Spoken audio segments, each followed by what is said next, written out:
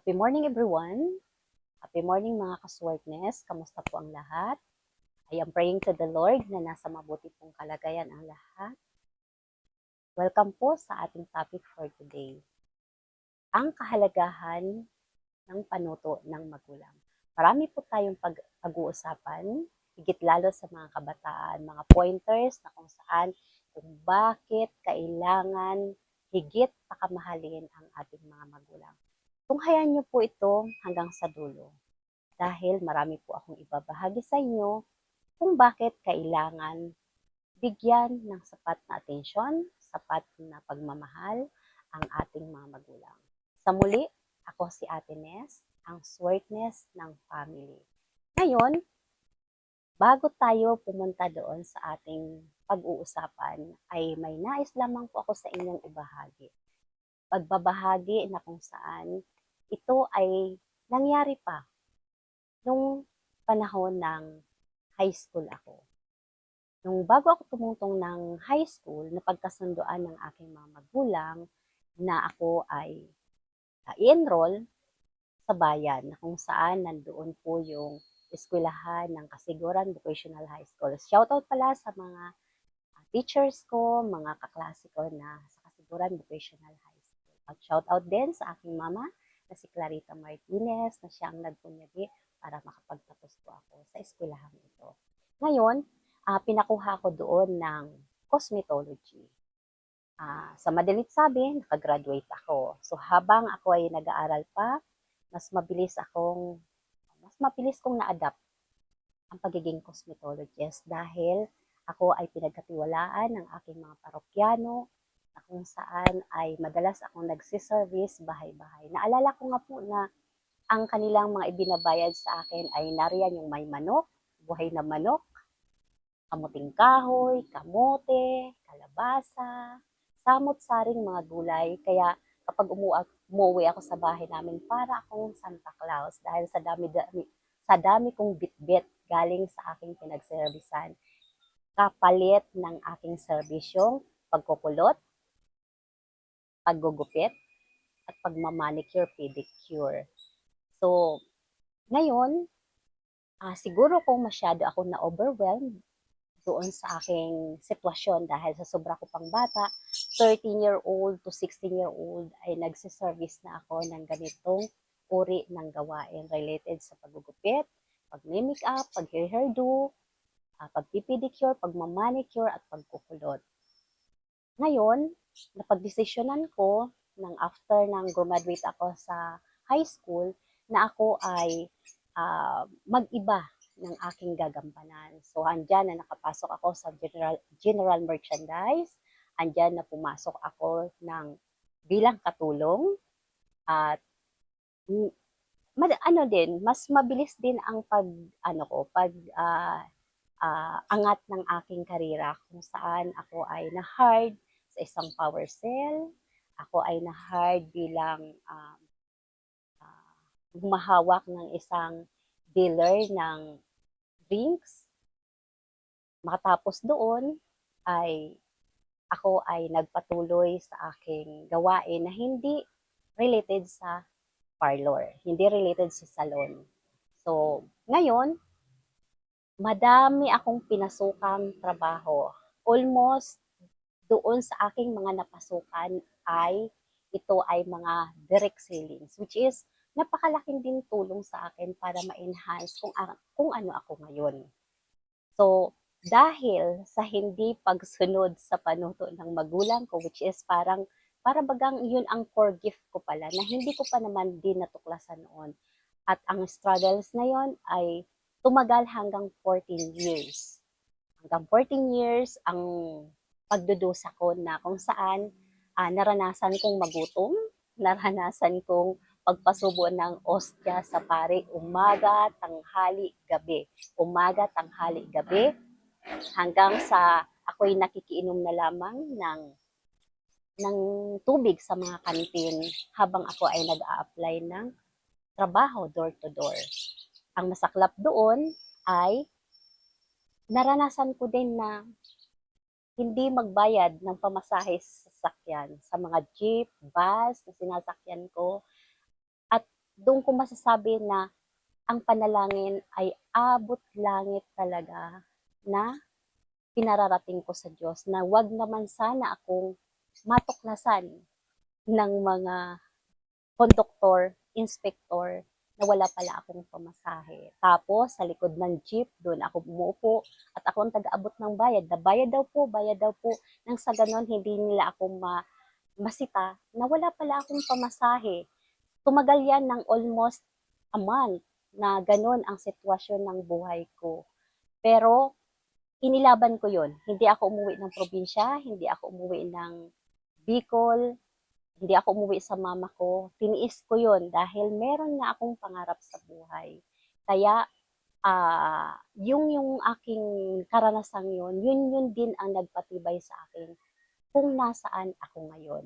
So, ang problema roon ay, unang-una, hindi ako sumunod sa panuto ng magulang ko, na which is, yun na pala yung forgive para sa akin, na ito ay pansamantala kong kinalimutan, pansamantala kong itinigil, pero sa awa ng Diyos, nabalikan ko pa din. At isa sa aking ginawa ay nagtayo ako ng maliit lamang na salon. At ang sugat nito halos isang dipa ang haba at isang dipa ang lapad. Doon ako nag-umpisa. At ang nag-umpisa din ako sa maliit na pamumuhunan.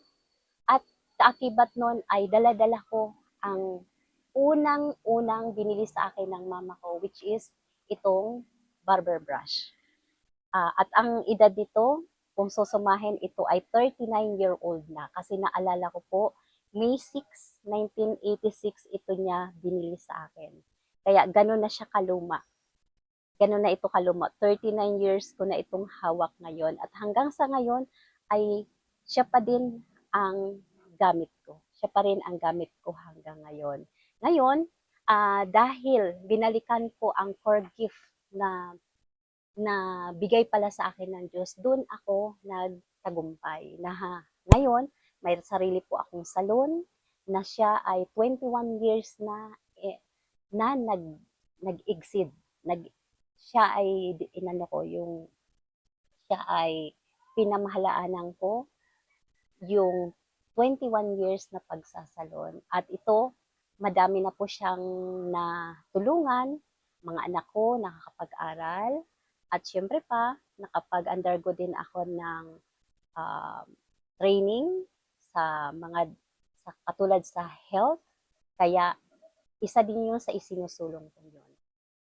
Isa din yun sa mga isinusulong ko ngayon.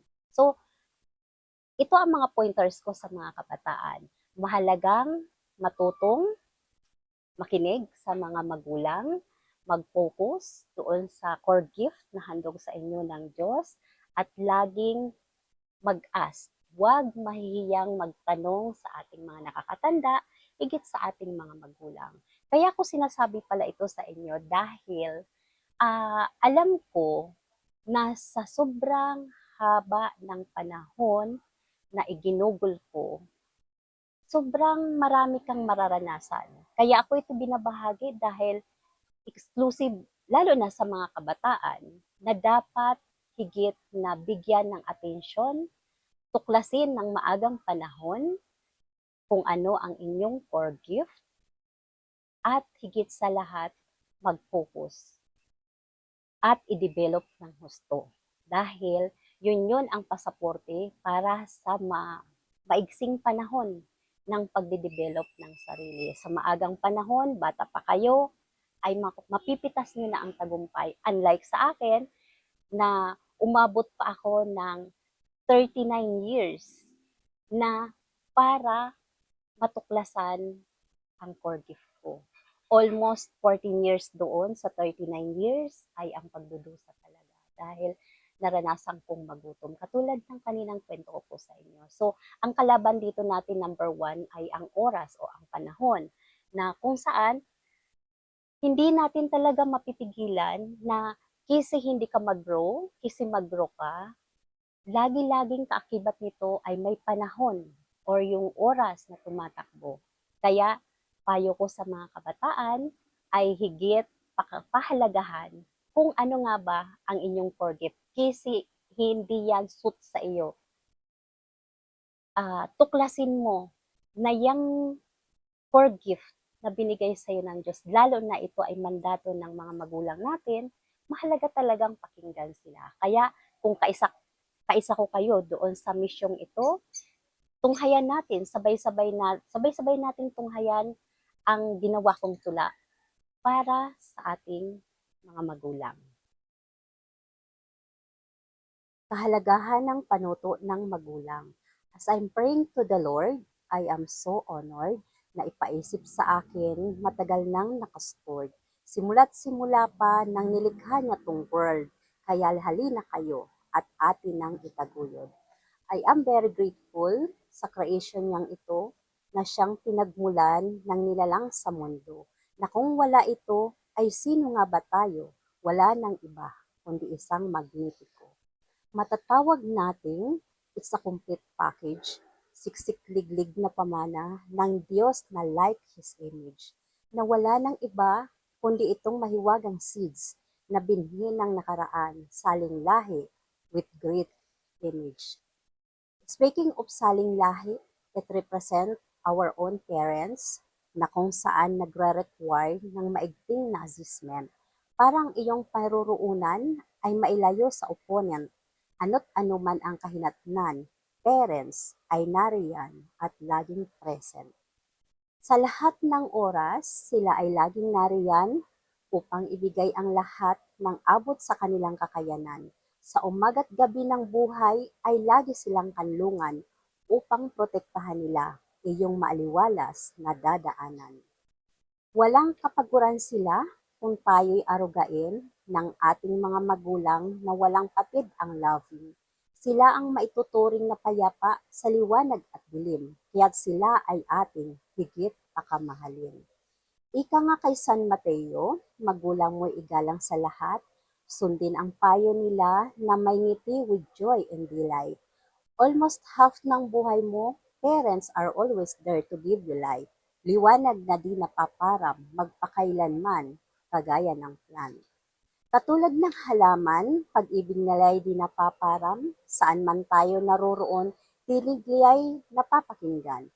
Napakasarap namnamin, sulit kong gagampanan, nang mapitas ang tagumpay, saan man sulok ng kasaganahan.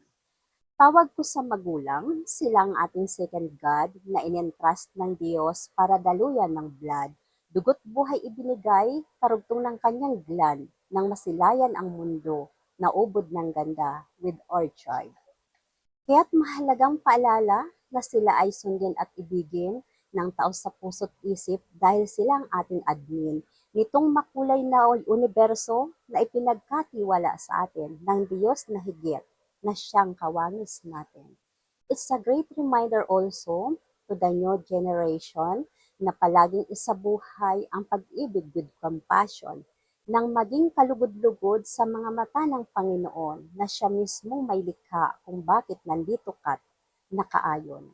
Let's pray to the Almighty God na lalo pang bumuti, ugnayan ng anak at magulang na maging kaigi-igi, ng mundo natin magningas sa liwanag with unity upang magalak ang Diyos na ipinagpala tayo o ipagpala tayo o His own ability. Alam ko po na na-inspire ko po kayo at na-motivate ko doon sa aking mga ibinahagi. So, nag-aas lamang po ako sa inyo na paki-heart na lamang po sa baba kung inyo po itong naibigan. Laging pakatandaan lamang po na ang mapagmahal sa magulang ay higit lalo nakakasalo ng pagpapala sa buhay. Marami pong salamat sa muli. Lagi pong pakatandaan na ang mapagmahal sa magulang ay higit lalong pinagpapala ng Panginoon at nakakasalo ng pagpapala sa buhay. So hanggang sa muli, ako muli si Ate Ness, ang Swartness ng family. Paalam, salamat po ng marami sa inyong panonood.